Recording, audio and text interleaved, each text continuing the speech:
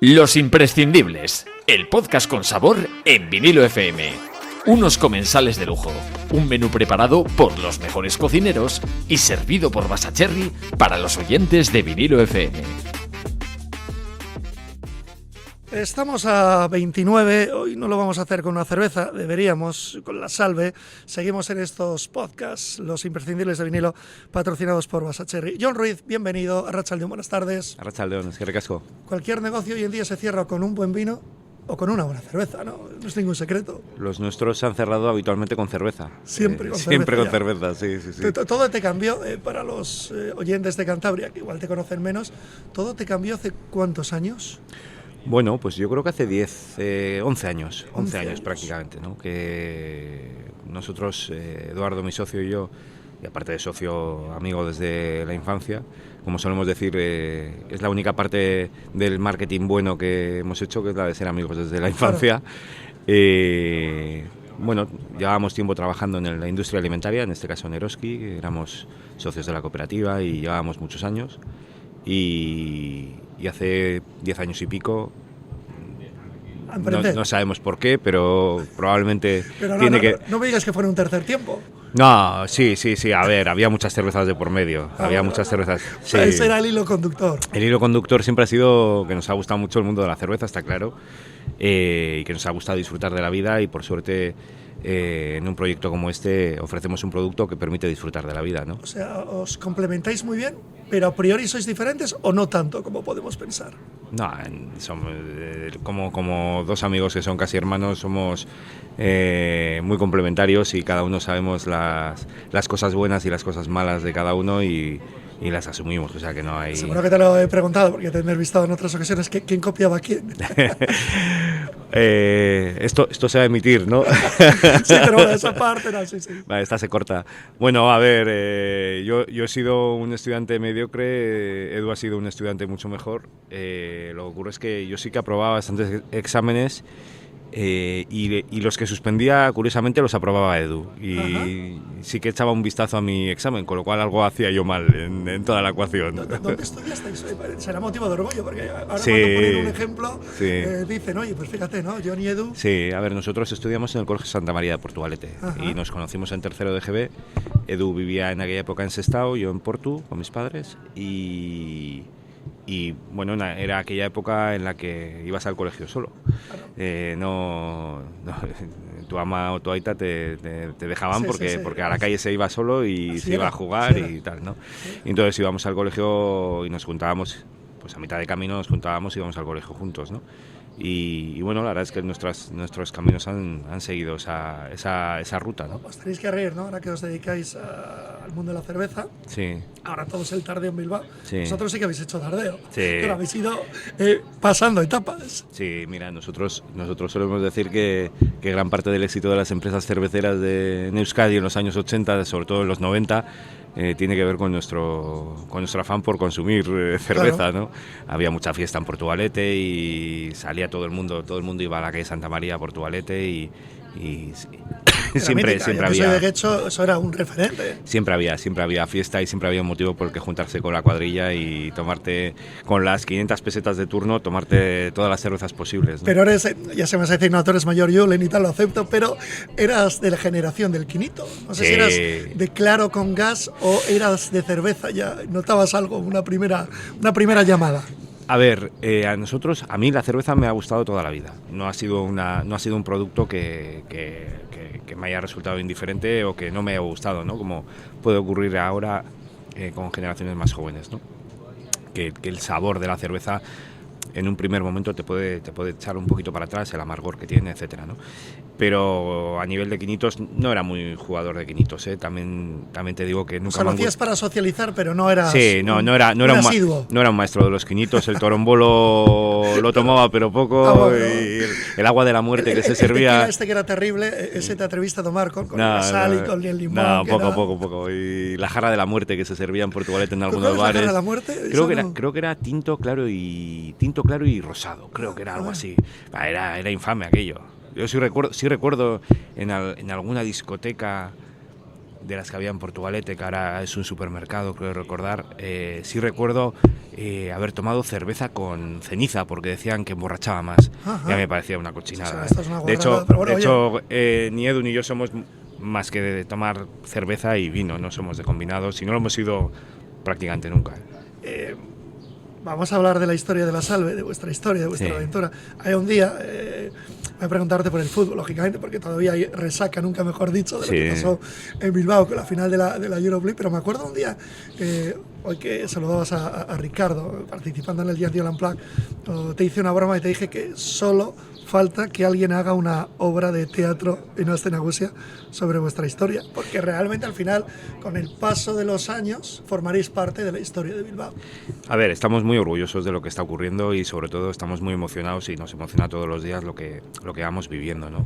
Como decías, la resaca de la final de la Europa League, un evento que para la ciudad ha sido un antes y un después, que eventos de estas características sitúan a la ciudad en donde tiene que estar, en una ciudad que ha sabido reconvertirse y que es una ciudad amable con el público que llega de cualquier sitio y es capaz de generar eventos de esta altura.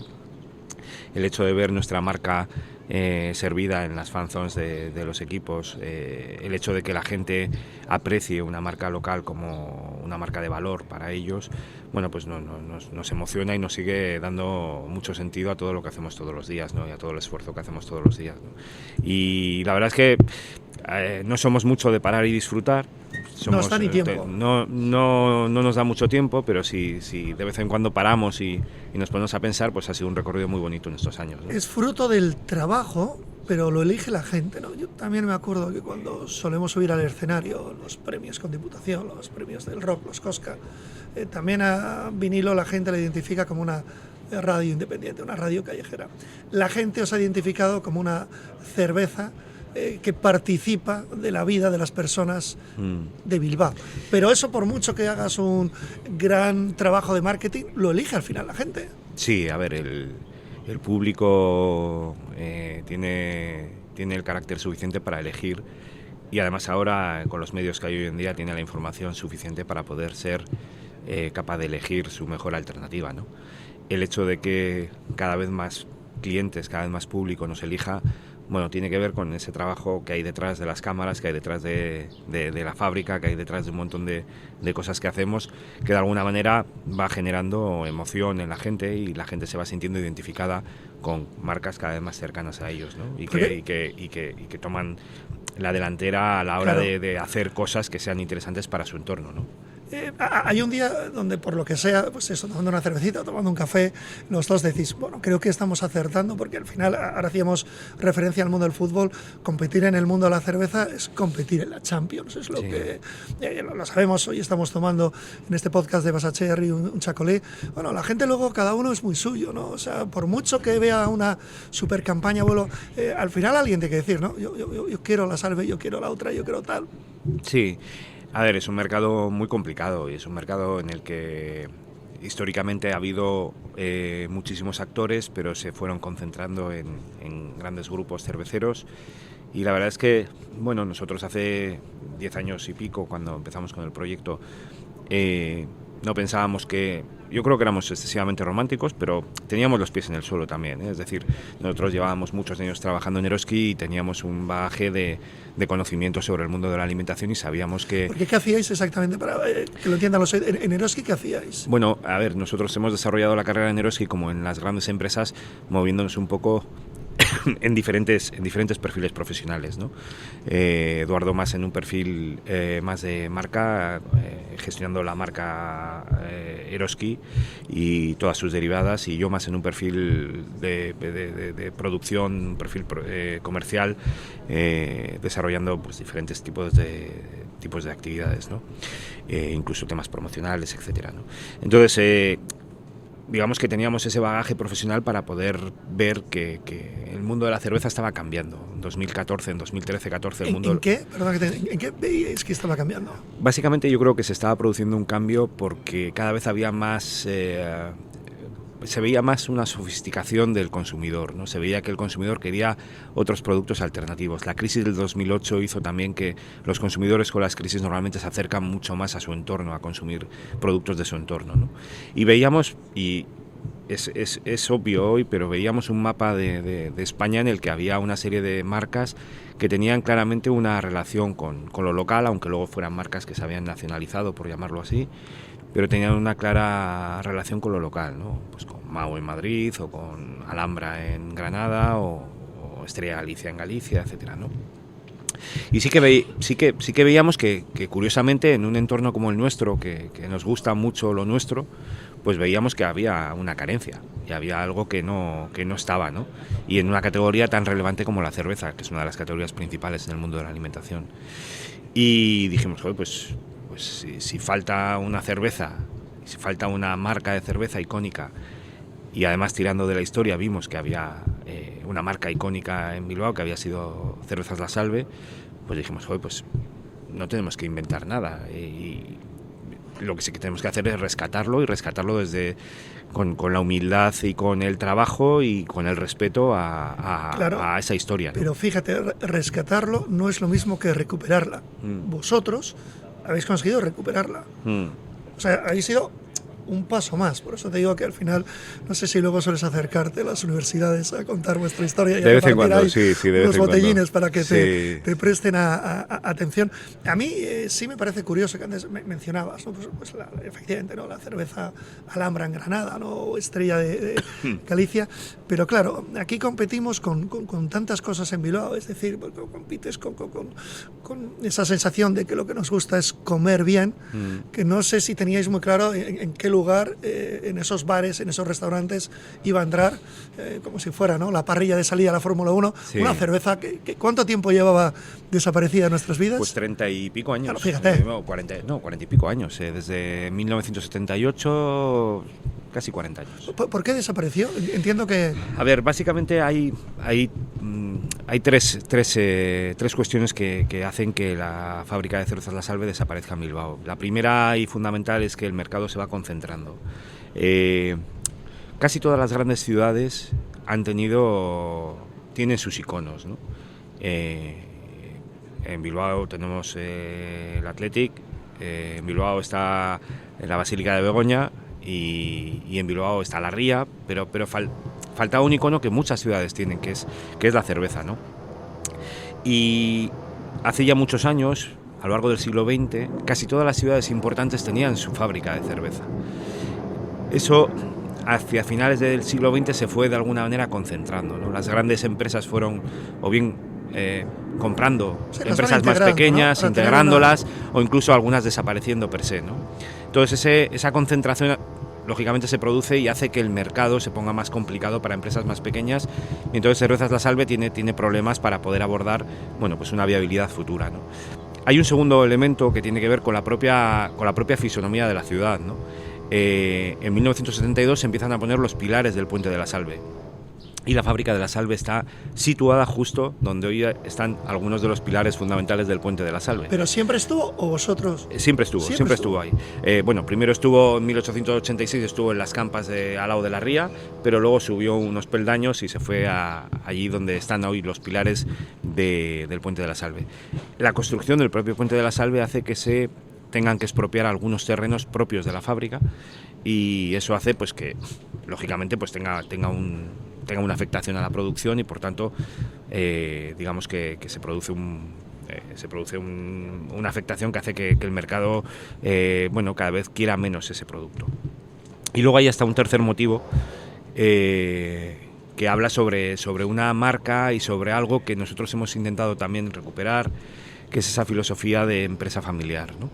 Y en ese sentido la fábrica de cervezas La Salve, desde prácticamente primeros años del siglo XX, ha pertenecido siempre a una familia, que es la familia Pérez Yarza, y estaba en una tercera generación la fábrica de cervezas La Salve. Las empresas familiares, no lo decimos nosotros, lo dicen ellos, lo dicen las empresas familiares.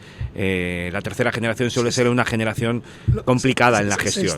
Se estudia hoy en día, y está como casi Sí, eso es como una especie de manual, ¿no? Entonces, bueno, pues esa tercera generación, unido al Puente de la Salve, unido a la concentración del mercado, hace que en el 78 se cierren las puertas de la fábrica, y la historia parece que estaba abocada a que no se volviera a repetir y que no volviera a aparecer la Salve, ¿no? Y nosotros vimos claramente que algo que era tan icónico para la ciudad, algo que tenía una historia tan bonita por detrás, pues que había que sacarle brillo y que había que ponerlo de nuevo en marcha, ¿no? Y llevándola al terreno muy, muy, muy coloquial, entiéndeme la expresión, la habéis maquillado mucho, es decir, la puesta en escena, el propio logo, o sea, es como que tienes que volver a resurgir de tus cenizas. Entonces no sé si lo que antes visualmente vestía, igual hoy en día no vestía. Y entonces, bueno, cogéis la Salve, pero tenéis que cambiarlo de arriba abajo, ¿no? Casi como el típico diseñador de moda. Sí, a ver, lo que ocurre es que las bases eran muy, muy, muy fuertes, ¿no? Es decir, una marca no es su logo, una marca no es su etiqueta, una marca es muchas cosas más, ¿no? Pero no hay batalla por los botellines, perdona que te interrumpa. A mí, por ejemplo, el botellín de la Alhambra, sí. a mí me gusta muchísimo. Sí. A ver, es que luego existen elementos que permiten iconizar una marca y que permiten que de alguna manera sea reconocible para el consumidor, ¿no? Pero no, una marca no es solo eso. Una marca es muchas cosas más. Una marca son unos valores acerca de cómo estás construyéndola, ¿no? Y esos valores de cercanía, esos valores de proximidad, esos valores de generar riqueza en tu entorno, son los que de alguna manera hemos intentado meter dentro de nuestra marca. Luego sí que, bueno, pues hemos hecho un trabajo de diseño o de rediseño. O sea, sí ha pasado por el túnel del tiempo, ¿no? Sí, a ver, lo que solemos decir, nosotros hemos rescatado con mucha humildad y sobre todo con mucho cariño la historia, pero esa historia no solo hay que traerla al siglo XXI, sino que además hay que proyectarla con dosis de innovación, con valor y con elementos que de alguna manera generen valor en tu entorno, ¿no? Y ahí es donde creo que, bueno, pues de alguna manera estamos apuntando en la dirección correcta, ¿no? ¿Cuál fue la primera campaña o el primer eslogan, el primer posicionamiento con el que salisteis no al mercado, a la calle? Fíjate lo que te digo, a la calle. No creas que nosotros somos mucho de eslóganes, ¿eh? Y de hecho, fíjate, de lo... Sí, te puedo... Bueno, a ver, nosotros creemos mucho en el producto, en el punto de venta, creemos mucho, lógicamente, en una estética chula, pero sobre todo creemos en un elemento fundamental que era recuperar una historia y una industria cervecera. Y ese elemento es el que de alguna manera nos mueve todos los días. O sea, prevalece la historia sobre el eslogan, prevalece el pasado sobre la inmediatez. Sí, yo creo que además, a ver, hacemos ejercicios constantes y intentamos que exista un eslogan y de hecho la última campaña que hemos lanzado ahora, Ser de Bilbao, tiene que ver con eso, ¿no? Con nuestros valores y con que nos gusta decir que pertenecemos y un guiño a la cadena SER también, pero bueno. Bueno, no lo sé. Yo soy ellos y digo, oye, mira.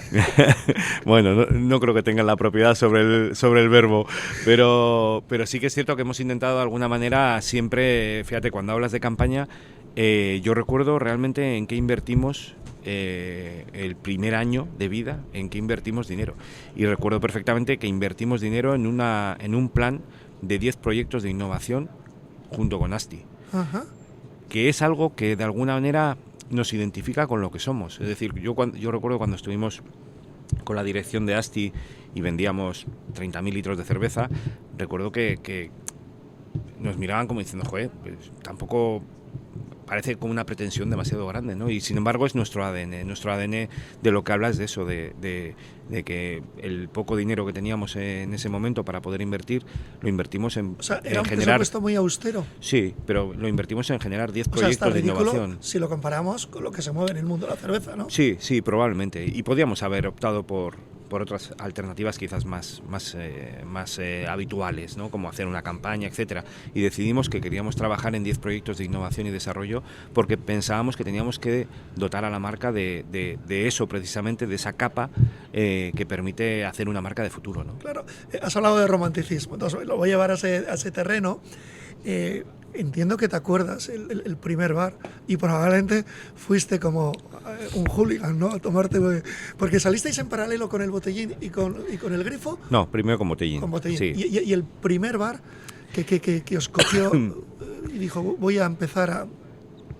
Pues yo, fíjate, me acuerdo, hablando de romanticismo o de la historia real, me acuerdo de la conversación que tuve con mis aitas en un bar, hablando del proyecto, ¿no? Cuando claro, cuando estás muchos años trabajando en una cooperativa como Eroski, en una gran empresa como Eroski, que a mí me ha enseñado muchísimo de lo que puedo poner en práctica hoy en día y de lo cual estoy súper agradecido, cuando de repente yo le digo a mi ama y a mi aita, oye, que voy a dejar 17 años de carrera en Eroski y que me voy a lanzar al vacío, ¿no? Pues sí que es cierto que aunque tengas 40 años, a Mayaita siempre van a pensar que eres un niño y que estás cometiendo el mayor error de tu vida, ¿no? Pero en este caso yo recuerdo que mi aita me dijo que se acordaba perfectamente de ir con Meitite a la cervecera de La Salve. Y claro, yo ahí vi que efectivamente había un germen que existía en la historia de la gente y que de alguna manera era un germen muy, muy positivo, ¿no? Que había un elemento que tenía la gente en su cabeza, ¿no? Quizás la gente más mayor, pero que al final estaba en la sociedad, ¿no? Y luego sí recuerdo que nosotros salimos prácticamente con la Aste Nagusia del 2014. Esa fue la gran apuesta, ¿no? Sí, y la verdad es que los primeros que confiaron en el proyecto fueron muchas de las comparsas de Bilbao que nos cogían cajas y que las vendían como podían. Casi, entiéndeme, guerrilleros, ¿no? Sí. Que vas colocando. Sí, pero fíjate, yo recuerdo también en esa primera escena UCA que hicimos conciertos, hicimos sesiones de DJs en el bar Marzana en Bilbao. Y la verdad es que recuerdo incluso pues que vino a pinchar gente en aquella época de Belaco y gente, bueno, pues se acercaron al proyecto mucha gente pues que de alguna manera que hizo posible que todo esto fuera avanzando poco a poco, ¿no? Has hecho muchas, nos vamos quedando sin tiempo, has hecho muchas locuras con la música. No sé si alguna vez incluso te ha dado corte presentar esa locura, ¿no? Porque el tema de la música y la cultura, sí. Eso sí, tiene su riesgo, ya sabes también. Sí, a ver, nosotros actualmente somos patrocinadores de Azkena Rock Festival, es un festival, uno de los principales festivales de rock del país. Ahí no lo pasas mal, te he visto fotos, no lo pasas mal. Sí, ahí no lo paso mal, aunque hay mucho trabajo por detrás. Llevamos muchísimos años, 9 años patrocinando y siendo colaboradores de Eurovisión, del festival que hay en Miranda de Ebro, uno de los festivales decanos en España y por el que tenemos un especial cariño porque la Asociación de Amigos Rafael Izquierdo desarrolla esa labor de manera completamente altruista y la verdad es que es alucinante lo que están haciendo por una ciudad que movilizan culturalmente a la ciudad a lo largo de todo el año. Pero sí es cierto que cuando empezamos con el proyecto teníamos como una especie de, no sé si una especie de spin-off o algo parecido, que llamábamos Música Imposible, que era hacer conciertos en sitios poco habituales, ¿no? Y llegamos a hacer conciertos encima de un barco en la ría, que por cierto en estos días se ha puesto de moda. La semana pasada, sí. Estos días se ha puesto de moda porque parece que va a haber una reedición de un concierto encima de la ría. Pero bueno, hemos hecho algunas locuras que quizás hoy no hacemos tanto, o las hacemos de una manera diferente, ¿no? Claro, sí, la música es un... Estáis en otra liga. Sí. Lo que puedas contar, por ejemplo, nunca mejor dicho, la expresión no es muy original, un pelotazo, como el de la fanzone, la Europlay, sí. Aparte de que ya vas con un presupuesto mayor, ¿cómo se consigue? ¿Por qué se consigue algo así? Con toda la competencia que hay.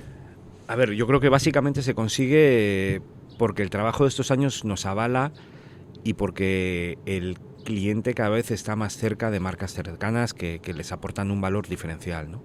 Y eso hace que desde el punto de vista de las instituciones que organizan estos eventos vean claramente un valor diferencial en tener marcas locales, ¿no? Y marcas locales potentes.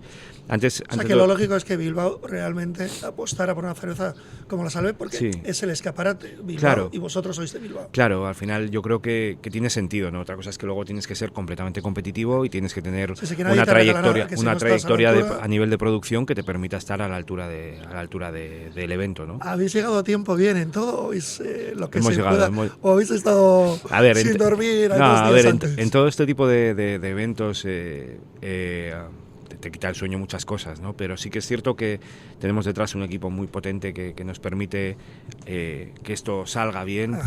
Los servicios técnicos que tenemos son, como se dice hoy en día, una fantasía. Claro. Trabajan fantásticamente bien. Nuestros distribuidores, en este caso Pachicop, trabaja de una forma excelente y la verdad es que en ese sentido nos lo pone muy fácil para que los eventos salgan bien, ¿no? Lo que ocurre es que nos fijamos mucho en este tipo de eventos, ¿no? Pero cuando tienes más de 2.000 clientes, el día a día es el que te avala en tus resultados, ¿no? Y cuando tienes 2.000 clientes a los que atender todos los días, tienes que tener ese nivel de exigencia tanto en el producto como en el servicio, tienes que tener ese nivel de exigencia muy claro y tienes que poder darlo todos los días, ¿Qué ¿no? cuesta más, sumar un cliente o cuesta menos de lo que nos imaginamos perder un cliente? A ver, perdonad que tengo un catarro. Perder un cliente... nosotros tenemos la suerte de que perdemos pocos clientes. Cuesta ganarlos, pero los que ganamos... Cuesta ganarlos. Digo para que el oyente lo sepa. Sí, cuesta ganarlos, pero una vez que el cliente está con la marca, creo que nuestro nivel de servicio y la garantía de nuestros productos y la calidad de nuestros productos y la afinidad con nuestra marca creo que hace que el cliente se quede de manera más fiel que con otras marcas. Pero se pierden clientes, lógicamente. Ahora, eso sí, creemos que sobre todo se pierden clientes porque quizás no seamos los más baratos del mercado, y eso es una realidad, es decir, no somos una... Pero eso gusta también, ¿no? Me da la sensación que cuando el precio no es el más barato del mercado, también el consumidor lo valora más, ¿no? Dice, oye, estoy tomando algo que... Puede ser, pero es cierto que, bueno, que luego todos los negocios tienen que vivir y sobrevivir y ser rentables a largo plazo, y cada uno tiene que hacer sus cuentas, ¿no? Lo que sí que nos gusta es que al menos cuando perdemos un cliente es por esos motivos, por motivos económicos, pero no por motivos de calidad de producto. Sí, mantenéis esa humildad de preguntarle, o sea, todavía tenéis esa cercanía de decirle, oye, ¿qué ha pasado? A ver, yo tengo la suerte de que a día de hoy no tengo que estar en contacto con todos los clientes, porque sería imposible, por tener más de 2.000 clientes sería imposible, pero yo tengo la suerte y además es algo que creo que es sano para cualquier persona que se dedica a este negocio, de tener 50, 60 clientes que tienen mi hilo directo conmigo y con los que hablo prácticamente de manera semanal. Les pongo cara y ellos me cuentan lo bueno y lo malo que hacemos, ¿no? Y yo creo que es lo que nos permite de alguna manera seguir avanzando, ¿no? El cliente tiene que estar siempre en el centro, es una máxima de cualquier libro de marketing, etcétera, claro, etcétera, pero la realidad es que el cliente es el que nos tiene que mover a nosotros. Nos ¿no? quedamos sin tiempo, casi hemos cumplido los 30 minutos. Este verano te mandaba un WhatsApp porque en un chiringuito que me encantó estaba La Salve, ¿no? En la costa de Lugo. Es más fácil crecer en el Cantábrico porque mantenemos la misma identidad o realmente sois ambiciosos y pensáis que La Salve puede estar presente en aquellos sitios donde... A ver, la Salve es Bilbao, La Salve transfiere a través de la marca y del nombre de Bilbao, transfiere muchísimos elementos de valor para el consumidor en toda España. Y esos elementos de trabajo bien hecho, de producto de calidad, de gente seria, esos elementos que están inherentes a la marca hacen que podamos estar en muchísimos sitios. Me sorprende, por ejemplo, muchísimo los buenos resultados que estamos teniendo en zonas de Andalucía, incluso, ¿no? Almería, Málaga, Marbella. Sí, muy marcadas otras dos zonas, cervezas que todo el mundo sabe, claro. Zonas en las que desde un punto de vista y desde un anclaje diferente y viniendo desde Bilbao, la gente ve que es un producto de mucha calidad y que de alguna manera están muy contentos con él, ¿no? Y el Cantábrico, por supuesto, porque además nuestros productos están muy pensados para el consumidor del norte, que tiene un perfil diferente. Bueno, ahora somos muy frofos. Ves la camiseta del Athletic, le saludas a uno, ves La Salve y arrastras al resto de la cuadrilla a tomar La Salve. La última pregunta, John Ruiz de La Salve, es para ti, por el título de este podcast de Basacherry, ¿qué es imprescindible en la vida, alejándote de lo que es tu trabajo y tu profesión? Bueno, a ver, solo hay una cosa que sea imprescindible en la vida, que es tener salud.